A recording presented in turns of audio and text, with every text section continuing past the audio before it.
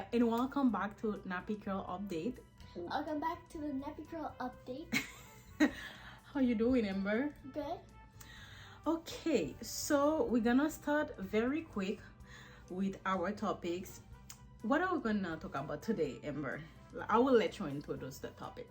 We are going to talk about braids. Yes, so we're going to talk about the history of braid. So for the longest time, I've been braiding my hair. I braid her hair, and we never knew the history behind braids. So while I was, But now we know. yes, we do know now. So while I was browsing the internet, I find an article. I will leave the link in the description section of this video that say pay homage to them Kansas City hair braider reflect on history of braiding. So I was quite interested to find out the history of braiding. So find out that the origin, I'm gonna read this. The origin of braiding came from the 70s in Africa with the slave trade. Said Smith, co-owner of the Braid Heaven Salon. They used braiding as a form of roadmap when they wanted to escape from slavery. That was one of the reasons. What do you think of that first reason? Because they used to like use their hair as a map. So when they braid it, you know how people can make design with braids and everything? Yeah. They used to braid their hair. Like when they do their hair, sometimes it means something. Can you believe that? What you think? I mean, I think it's really smart. It is, isn't it? It's very smart to do that. Like I didn't think about it. I'm like, oh my god, like we've been braiding our hair for so long and never knew that. And further in the article, she also said that braiding used to be used to identify different tribes, because you know when the slave come from Africa, each of them belongs to different tribe. They were coming from different tribe. So because you know, like they take the language away, they take all the identity away. Using the way you braid your hair is kind of make people know to who you belong, pretty much, which was very clever again to do that. And I was like amazed. One thing that I also find out is that they use the braid as well to hide food. Oh, that's really smart because you can just braid it and then you can put food in it. I know. And then when you get free, you can just make stuff, or you can just escape. You know how they escape. Yes, but that's what the article said. So when they put the food in the hair is when they escape, so they can have food, so they can carry food with them, because sometimes you're escaping with nothing. So in their mind, they put the food in their braid, so when they get where they're going, they can plant the seed to go again. Plant the seeds, That is really smart. Yeah, like, it's like a carrier for them. I know. Because they don't need to find something to put their seeds in before they escape. Yeah, no, this is very smart from them, and I didn't know that, and I'm literally learning that from the article. And by the way, the article was written in June 10 as a celebration, like because that's when the slave were finally free. That's the celebration behind it, so that's why they came out with the article. But I was amazed. I didn't know. And I decided to make a little bit more research on the internet when I find that out in the first place.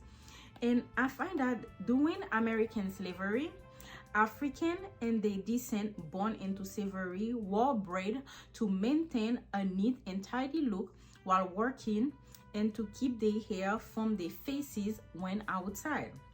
Slaves will use household products like butter and cooking grease when braiding, absent of the natural resource of Africa prior.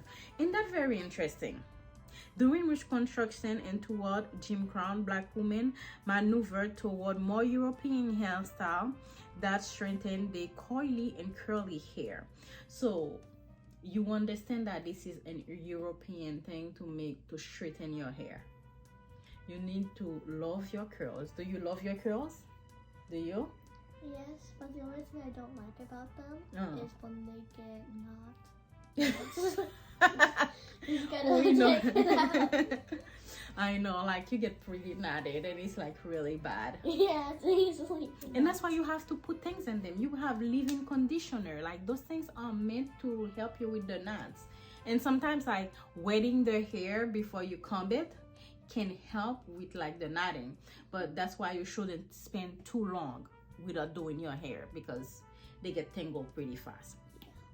But this is very interesting, like what we used to use back in the days as like a hair product when we didn't have access to a lot of things, like use butter like for your hair. Butter is very greasy. I can only imagine, like imagine that they work in the field and like putting butter in the hair and dripping like like they put butter in their hair and then they melt it. No, because you know butter that you eat, you put on your toast. They used to use that to put in your hair, but butter is very greasy. Depends on how much you put. It can be very, you know. I'm pretty sure it's hot and the butter melted. I mean, of course, they put it in their hair, they melt it. But yeah, that is very interesting. And last, during 1960s, the Black Power movement, during the Black Power movement, braids were making their return as a symbol of Black pride and reconciliation with African culture, because everybody knows we kind of got away from braiding our hair because we came with the hot comb to straighten hair, then we came with perm to straighten hair. There was a lot of things, and I started putting chemical in my hair, and I will ask you on camera not to never put chemical in your hair. You have beautiful hair. Like what? Like perm it, like you can straighten it, okay, when you want, etc. But I think you should not put chemical in your hair. You got beautiful curl. Yeah. I think you should wear your curls out. It will be very pretty. You probably will look like Ice Spice. Ice Spice? She has orange hair. I do not look. She what? She has orange hair. I mean, no, you're not gonna have orange hair. I'm talking about the hair texture because it's very curly, like yours. It's like a little curly afro. I think it's super cute. That can be you. You're my little Ice Spice. You don't happy with this message, do you? But anyways, that's all we had for you today. We wanted to share the history of braids with you. So next time you went to the beauty salon to braid your hair, remember there's an history behind it. Like they used to use it as road maps. They use it to carry seeds when they escape. When they're working in the field, they used to use it to prevent the hair from falling on their face. They use like butter to put to in their moisturize hair. it, to keep it like moisturized because they didn't have access to everything that they had in Africa. Butter is grease. Oh, I love grease. Probably they use grease as well from food. They say that they use cooking product to do their hair. So probably I assume that Crisco might be good for hair. But anyway, I'm not gonna try it.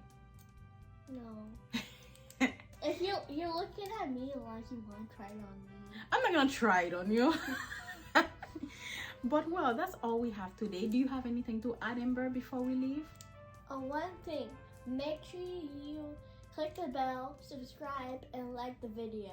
Yes. Oh, one thing I have to say. So I have an Amazon store where I only put product recommendation for 4A to 4C type hair. So I will also leave the link in the description section of this video. So make sure to check out this link.